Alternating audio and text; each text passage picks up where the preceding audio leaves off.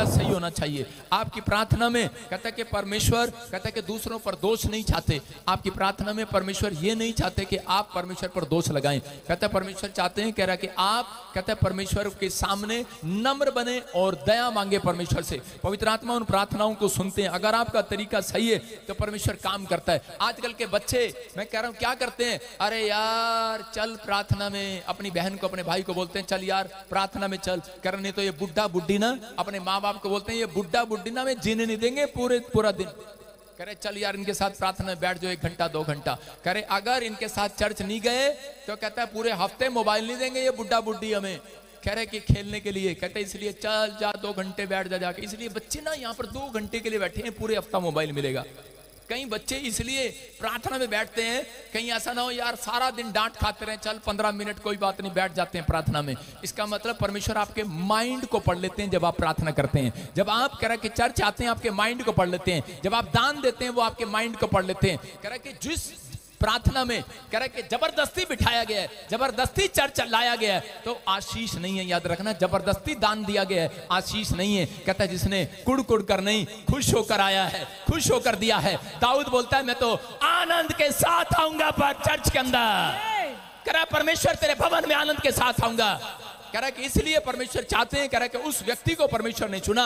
दाऊद को क्यों राजा होने के लिए चुना? क्योंकि उसके अंदर परमेश्वर के घर आने के लिए आनंद था। इसलिए पवित्र आत्मा ऐसे व्यक्ति को, कोई बड़ा आदमी आज रात चुनना चाहते हैं जो अपनी मर्जी से आना चाहता है, आनंद के साथ आना चाहता है। जबरदस्ती नहीं आया चर्च के अंदर। मैं कह रहा हूं जबरदस्ती दान नहीं दे रहा कि हाथ उठाओ। पादरी लोग बोलते हैं हाथ उठाओ, कौन कृषि से बीज बोएगा, हाथ उठाओ। और पत्नी कहेगी उठा लेना, सारे उठा रहे तू भी उठा लेना। और पति करेगा ऐसे उठेगा हाथ,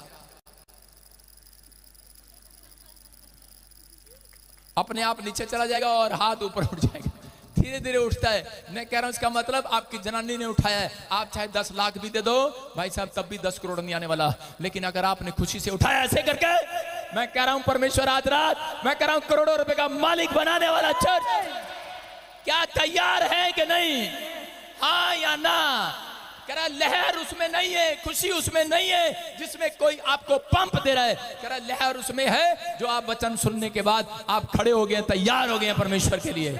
कहता है जिस बात को आप मानने के लिए, आप अगर पाप को छोड़ने के लिए तैयार हैं तो परमेश्वर आपको उसी समय वचन सुनने के बाद जब आपने पाप को छोड़ने का फैसला ले लिया, परमेश्वर तैयार आपको कुछ देने के लिए यीशु के नाम में।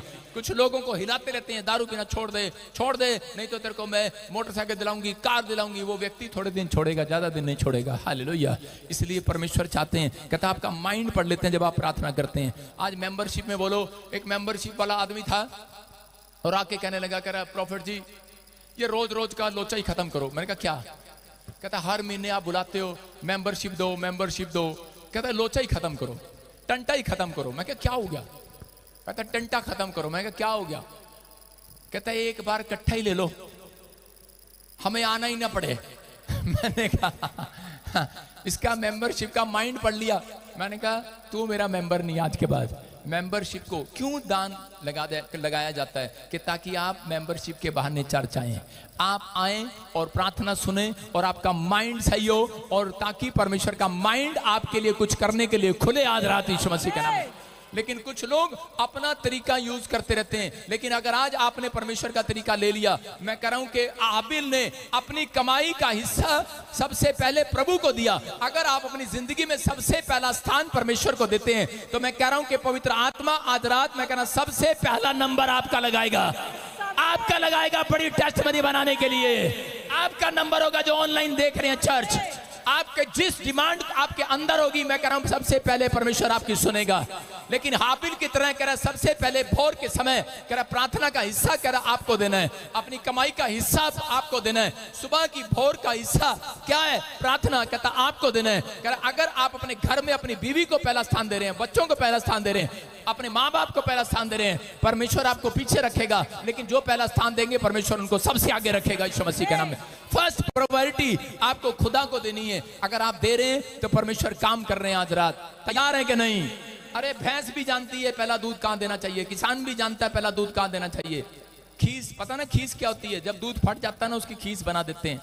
जब पहली भैंस होती है तो पहली भैंस जब दूध देती है तो किसान उसको फटाफट उसको परमेश्वर के पास लेकर जाता है। आप समझ रहे हैं कि नहीं?